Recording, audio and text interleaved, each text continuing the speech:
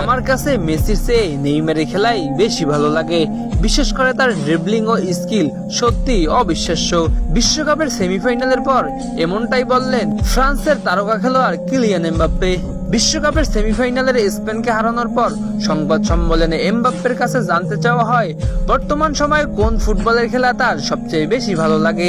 জবাবে ফরাসি এই সুপারস্টার বলেন, নেইমারের খেলা আমার কাছে অসাধারণ লাগে, বিশেষ করে তার ড্রিবলিং স্কিল এবং বল নিয়ন্ত্রণ সত্যি অবিশ্বাস্য। এমবাপ্পে আরো বলেন, আমি পিএসজিতে নেইমারের সঙ্গে একসঙ্গে খেলেছি, কাছ থেকেই দেখেছি সে কিভাবে ম্যাচের মোড় ঘুরিয়ে দিতে পারে। আমার কাছে মেসির চেয়েও নেইমারের খেলা বেশি উপভোগ্য, সে বিশ্বের অন্যতম সেরা ফুটবলার। এমবাপ্পের এই মন্তব্যের পর সামাজিক যোগাযোগের মাধ্যমে শুরু হয়েছে ব্যাপক আলোচনা।